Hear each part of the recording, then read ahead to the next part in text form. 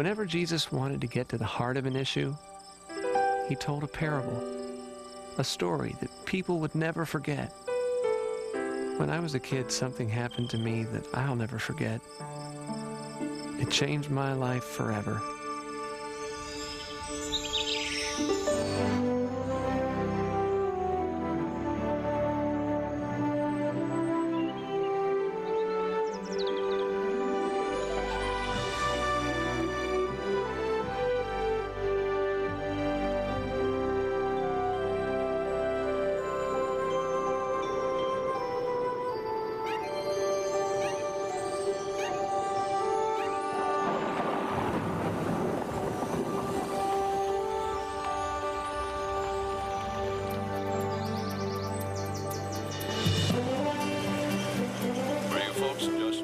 Top of the morning. Hope you slept well last night. A very refreshing rain shower.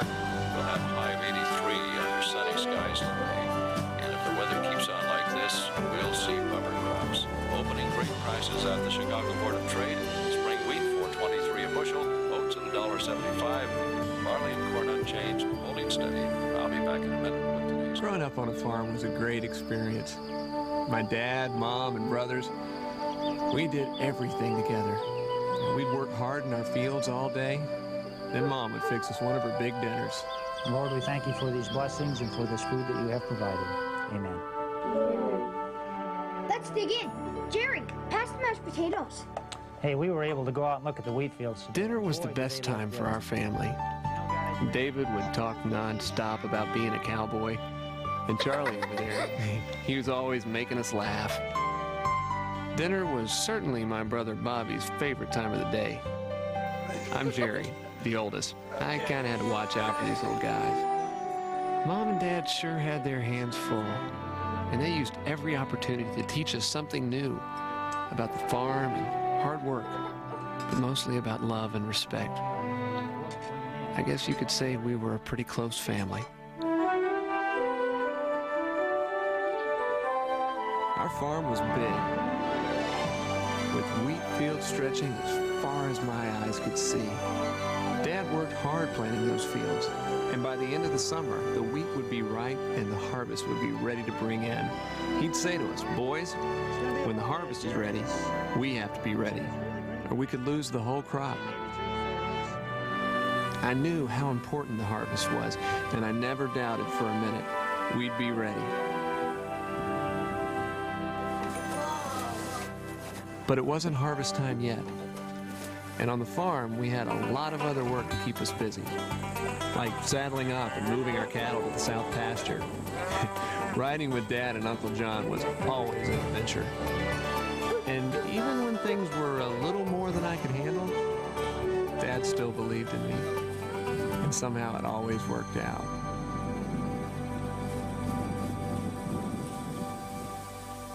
Once the job was done, before heading home, we'd talk, just as men, about hard work, good friends, and of course, the harvest. I never left that pasture without learning something important from my dad. And I never left without bringing home something special for Mom.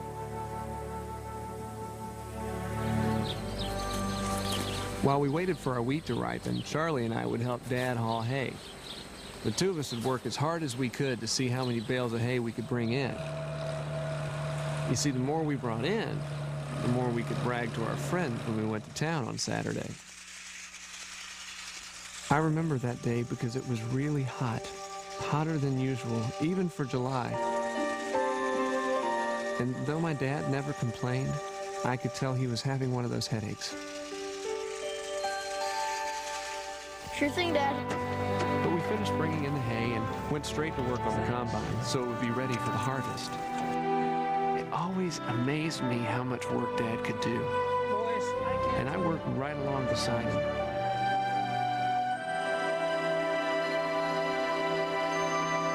Like he did so often, Dad took us for a walk through the fields that night. The setting sun made everything warm and golden. Dad used to tell Bobby that God painted it that way just for us. We talked about the day we had together. We talked about the harvest. It wouldn't be long now. Dad said it was going to be a great harvest.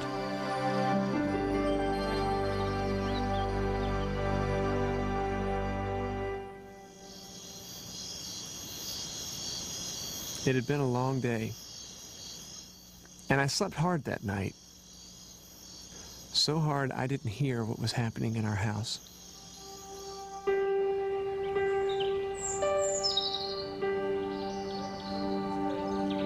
The next morning, I woke to voices, familiar voices, but they seemed out of place so early in the day. Why were they here? I wondered what was happening.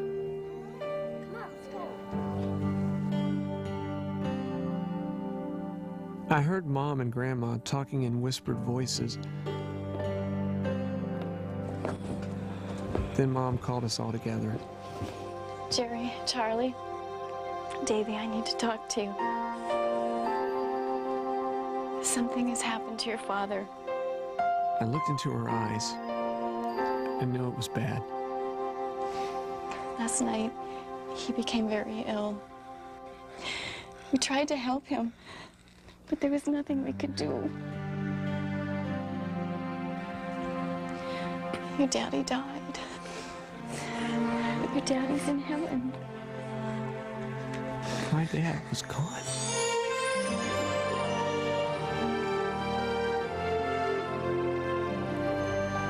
In an instant, our lives were changed forever. His headaches, we thought it was just the heat.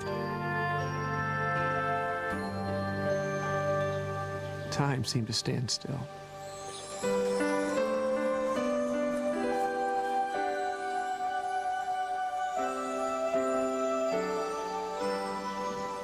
It hurt so much, and it felt like it would never go away.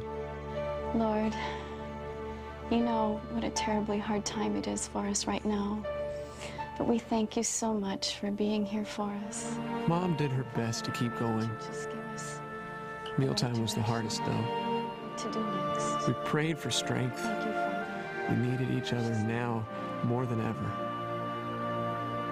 We missed him so much.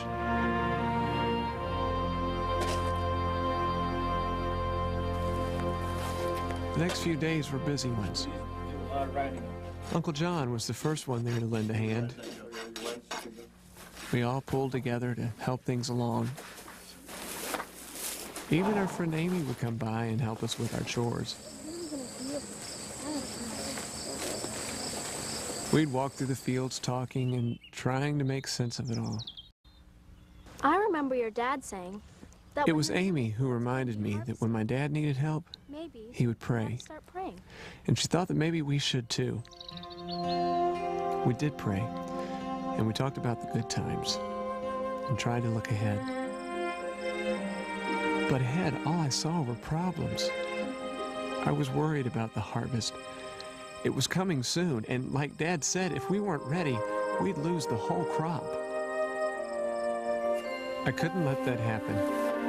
I didn't want to lose the harvest. I didn't want to let Dad down. Being the oldest, I felt such a responsibility.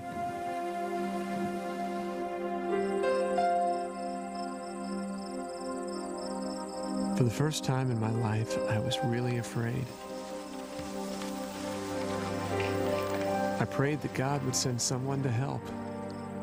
I thought that things would get better, but they only seemed to get worse. The weather got hotter and hotter, and the wheat was ripening sooner than anyone expected. My worst fears were coming true. With Dad gone, there was no one to work in the fields. It was hard, but Mom, all of us, we kept praying.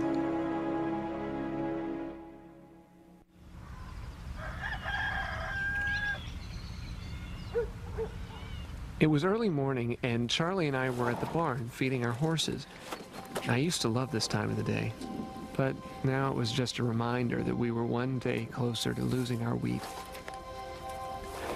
It was usually pretty quiet around our farm, but this morning there was a sound, faint and off distance at first. A kind of roar that was getting stronger and louder.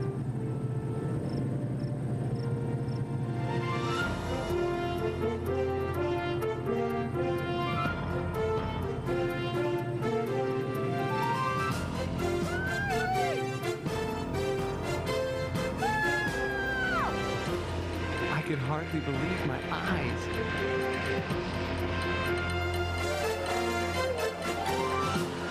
One after another, big, huge combines. It seemed like the whole world was coming to our farm.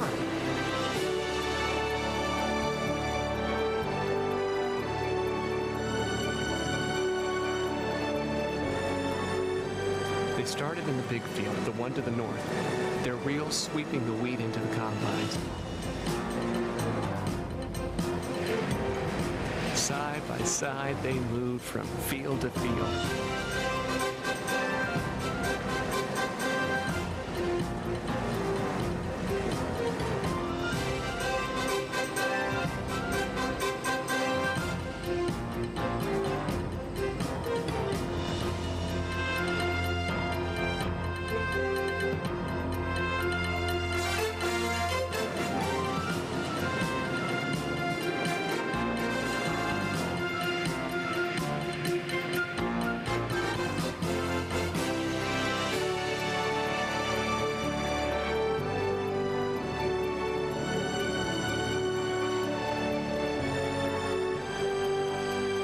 As I watched them unload the golden wheat, I thought about Dad and my prayers, and I understood. I wasn't alone. All these people, they had work of their own to do, but they left their fields to come and help us.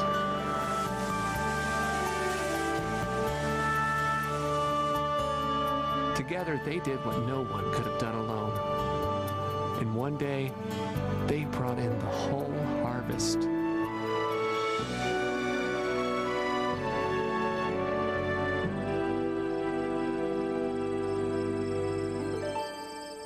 The harvest was finished. The wheat was saved. The fields were clean.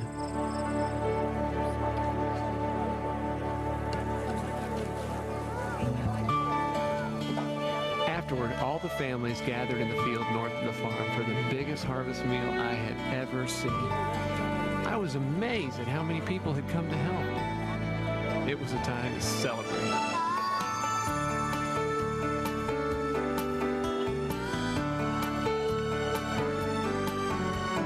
Everyone had a part in helping with the harvest. Why, there was Dad's best friend, Mr. Hanson, and Amy's brother, Tom. Mom couldn't believe that Aunt Sally and Mrs. Johnson were getting along so well. And there was Harry Bender and Mr. Sanders. Well, it wasn't that they didn't get along, it's just that they never did much together. Yeah, I knew I was part of something special here, but I guess the harvest is something that can bring people together.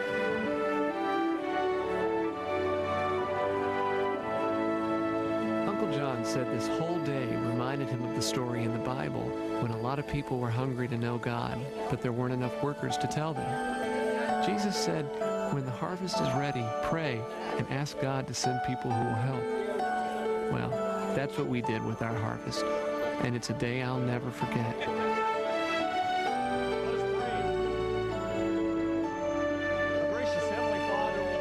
Helping with the harvest changed all of us in one way or another. We thank you for this harvest which we're able to bring in. It was time to come together. It was harvest time.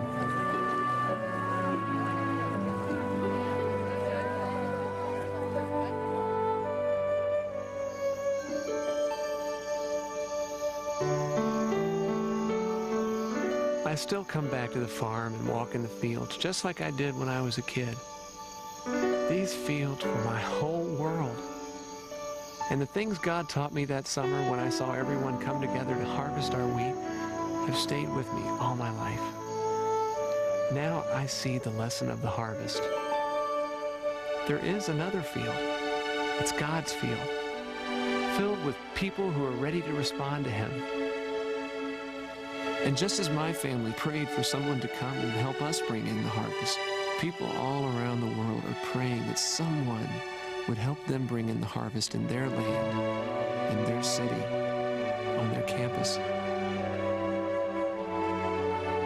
Everywhere I look, I see people who are lost without the love and message of Jesus Christ. And the urgency that we felt on our farm is the same urgency that exists today.